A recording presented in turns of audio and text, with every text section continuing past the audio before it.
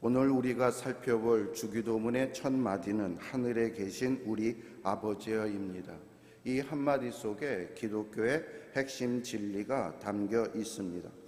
우리가 창조주 하나님을 아버지라고 부른다라는 것, 이것이 얼마나 놀라운 특권인지 그것에 대해서 함께 생각해 보도록 하겠습니다. 호칭은 단순한 말이 아닙니다. 호칭은 두 사람의 관계를 보여주는 가장 중요한 표지입니다. 저를 한번 예를 들어서 말씀해 드리면 어떤 분들은 저를 목사님이라고 부릅니다. 또 어떤 사람은 저를 교수님이라고 부릅니다.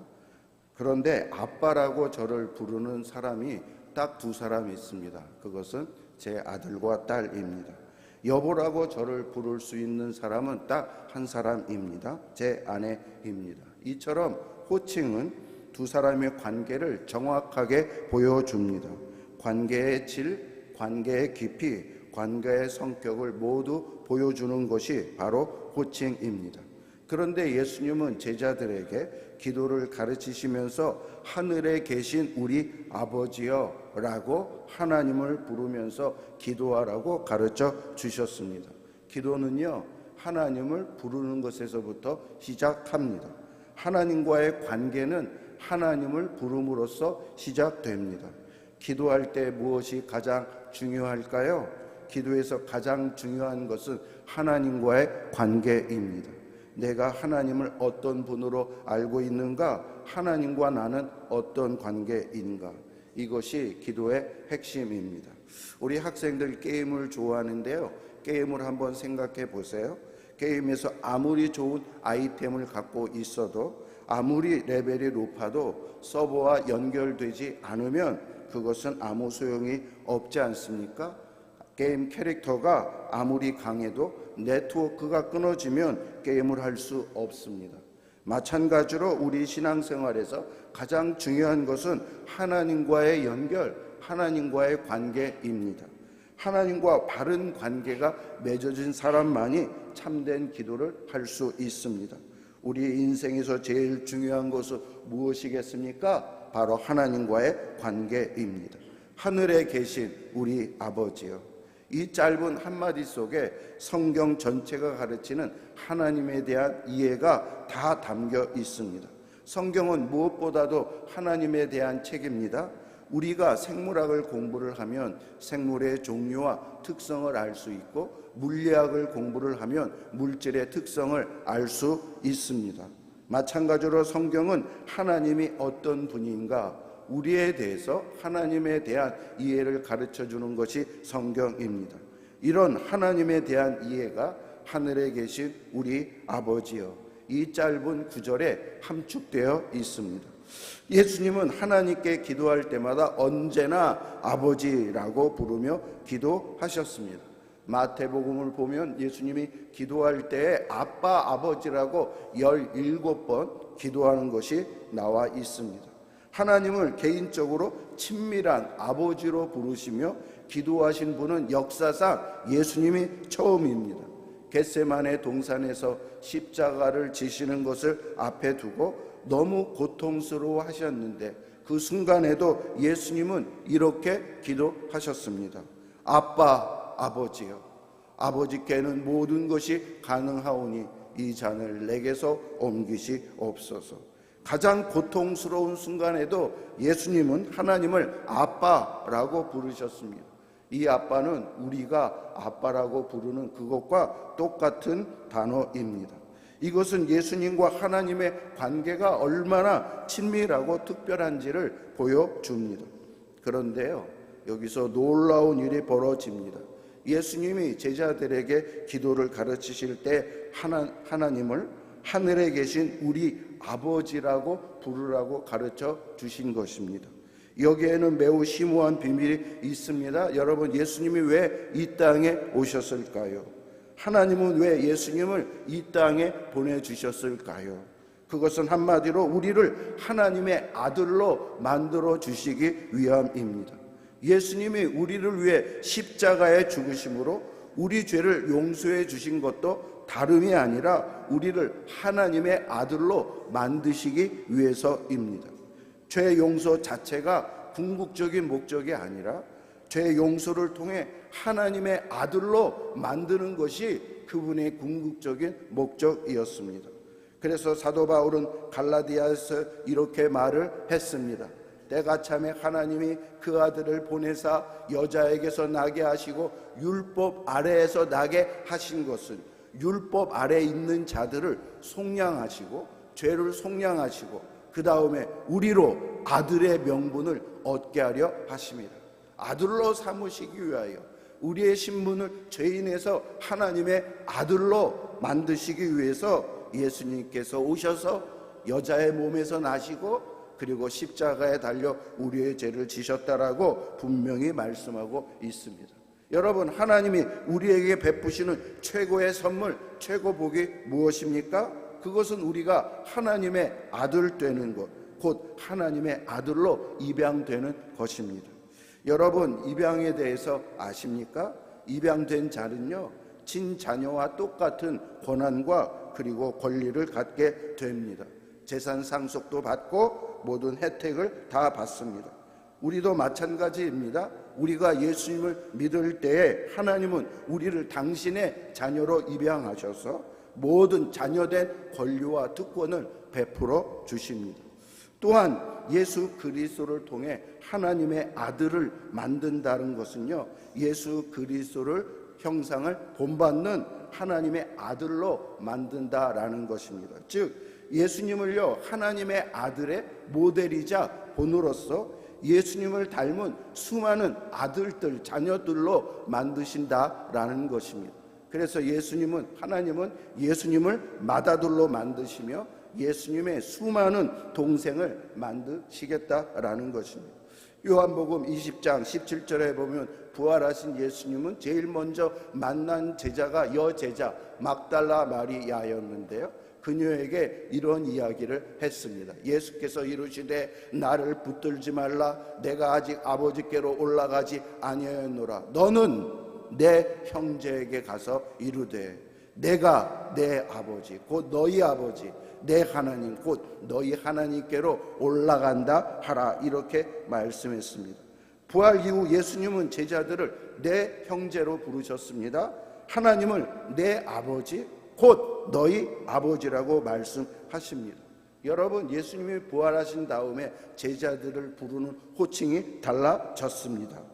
내 아버지가 너희 아버지가 되고 내 제자가 아니라 내 형제, 이렇게 말씀을 하신 것입니다.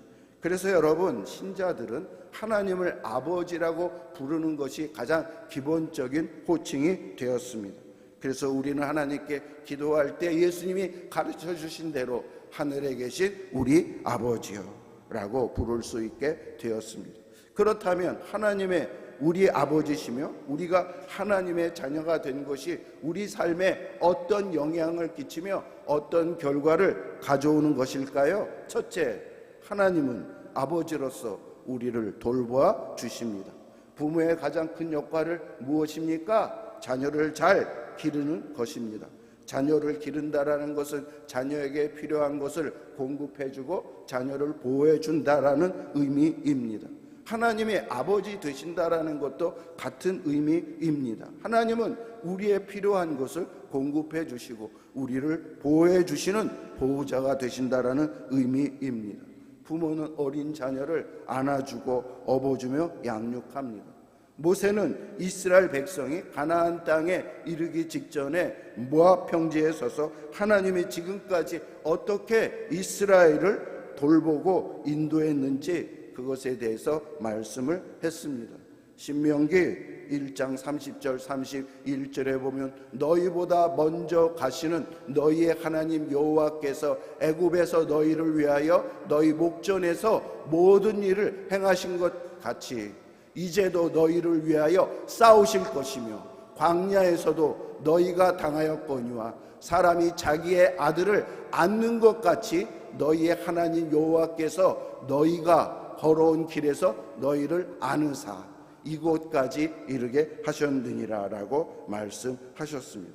하나님은 우리를 안아주신다라고 하셨습니다. 안아주신다라는 것은 먹이시고 입히시고 우리의 필요를 채우신다라는 것입니다.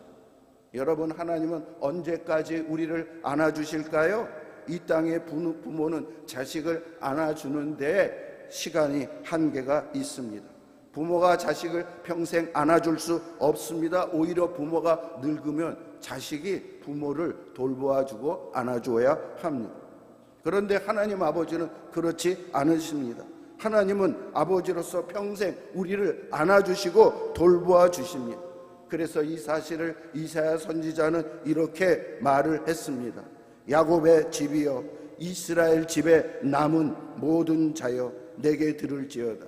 배에서 태어남으로부터 내게 안겼고 태에서 남으로부터 내게 업힌 너희여, 너희가 노년에 이르기까지 내가 그리하겠고 백발이 되기까지 내가 너희를 품을 것이라. 내가 지었은즉 내가 업을 것이요 내가 품고 구하여 내리라. 내 하나님은 요람에서부터 무덤까지, 태어날 때부터 죽을 때까지, 아니 죽은 이후에 영원까지 우리를 돌봐 주시고 함께 해 주신다라고 말씀했습니다.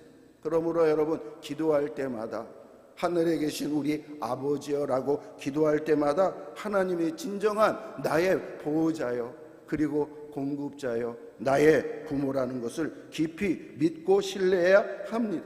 항상 하나님이 나를 돌보아 주신다라는 믿음을 가지고 하나님께 나오고 예배하고 기도해야 합니다. 둘째, 하나님은요, 아버지로서 우리 죄를 용서해 주십니다.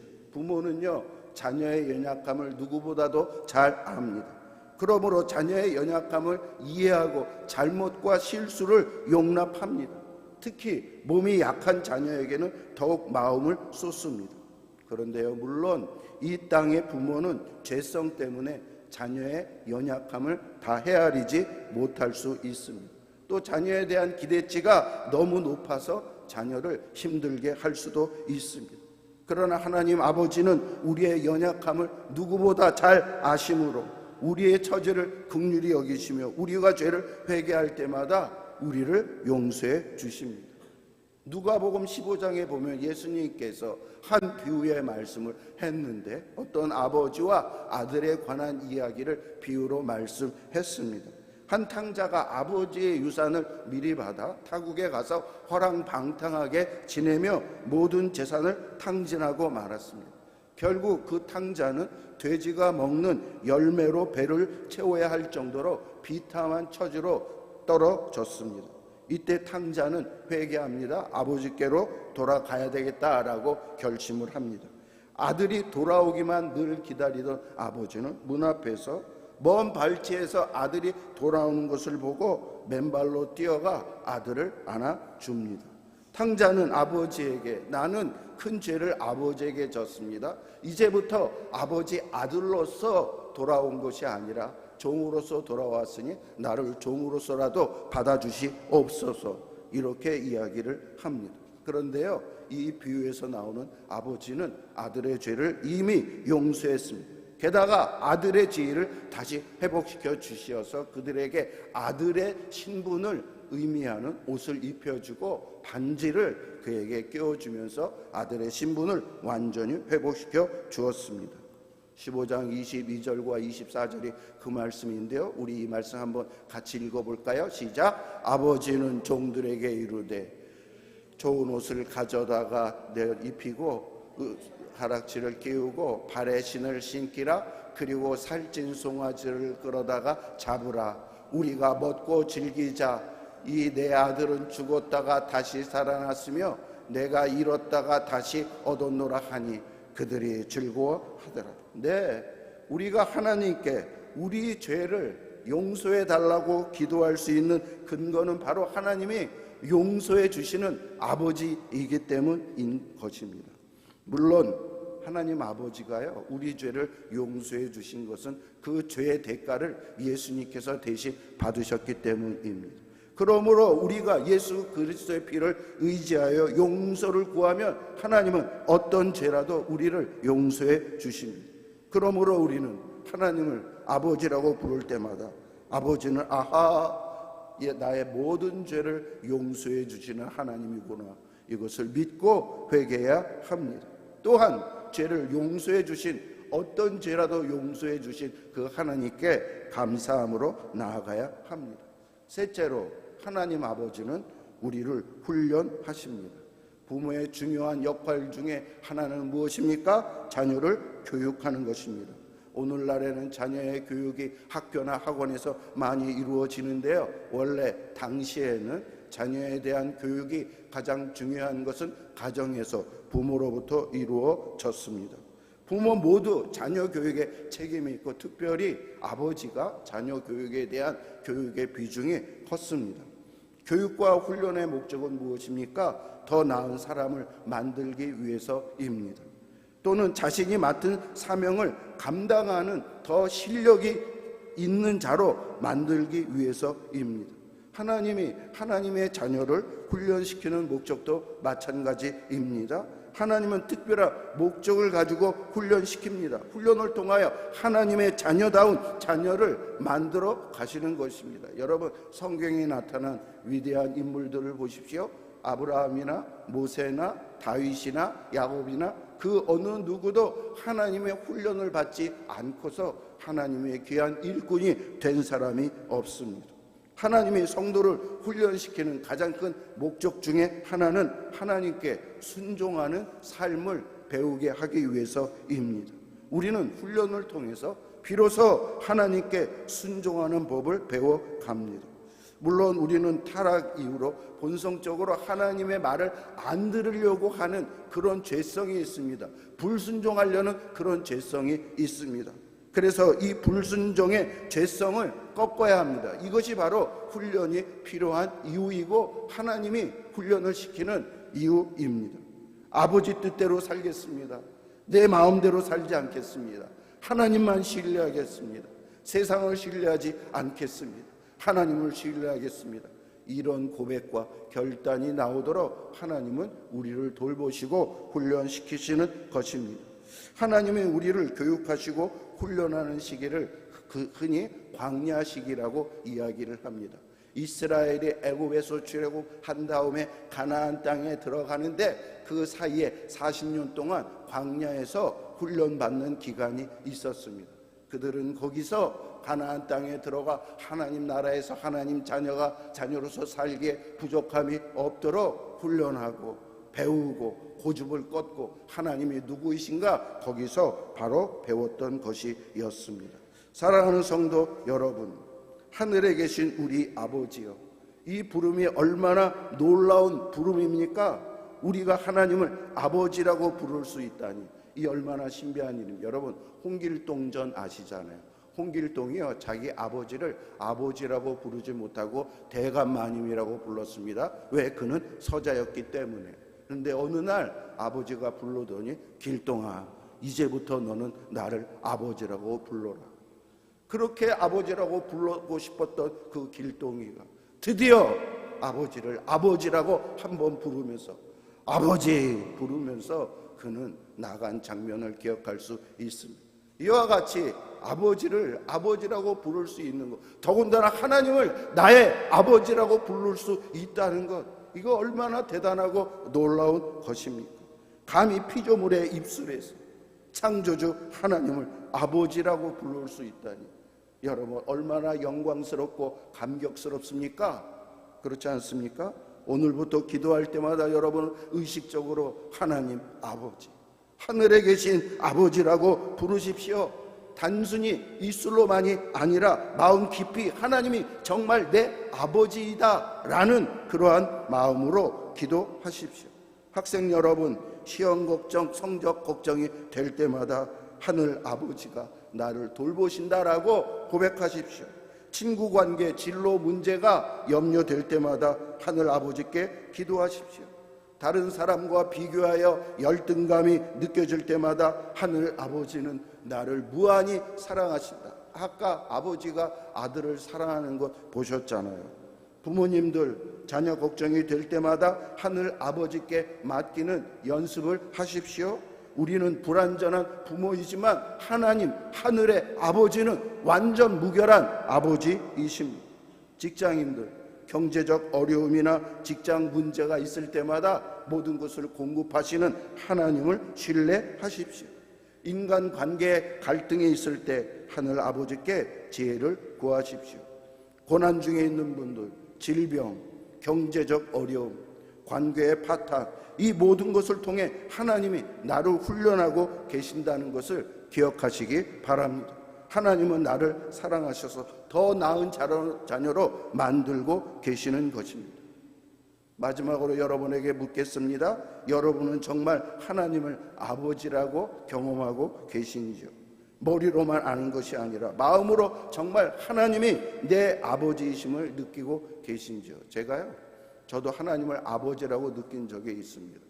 제가 고등학교 졸업하고 이제 재수할 기간에 저희 아버지가 저 장유동에 교회를 개척했는데, 교회 개척하는데 굉장히 어려웠고 힘들었습니다. 그래서 제가 몸이 안 좋은데 그 안 좋은 것을 이야기할 수 없었습니다. 그래서 저는 성경을 읽으면서 기도하는데, 하나님이 너가 어디가 아픈지 안다, 내가 너의 아버지다, 내가 너를 돌봐준다, 이런 말씀을 하시는 거예요. 저에게 마음속으로 분명히 말씀해 주는 거예요. 그때부터 솔직히 내가 믿고 의지할 분은 아버지, 인간 엄마가 아니라 하나님 아버지구나. 그때부터 더 하나님을 의지하게 되었고, 또 콜링을 받아서 제가 그게 계기가 되었고 신학교에 가게 되었고, 지금까지 하나님이 나의 아버지가 되셔서 나를 돌보시고 인도하신다라는 그것이 나에게 경험이 되었고 체험이 되어서 더욱더 하나님을 아버지라고 믿고 사랑하게 되었습니다. 여러분, 머리로만 아는 하나님이 아니라 정말 마음으로, 삶으로 하나님을 아버지라고 느끼는 은혜가 여러분에게 있기를 바랍니다. 만약 그렇지 않다면 여러분, 예수님을 영접하십시오. 믿으십시오. 영접하는 자, 곧 그 이름을 믿는 자에게는 하나님의 자녀된 권세를 주신다라고 말씀을 했습니다. 여러분은 하나님의 자녀가 됩니다. 그리고 하나님을 아빠, 아버지라고 부를 수 있는 놀라운 특권을 가지게 됩니다. 그리고 그 다음에 기도하십시오. 하나님 아빠, 내가 지금 이런 가운데 있습니다. 그러면 하나님이 공급해 주시고 용서해 주시고 보호해 주시는 그러한 놀라운 은혜를 여러분들이 경험하실 것을 믿으시기 바랍니다. 이거 하겠습니다.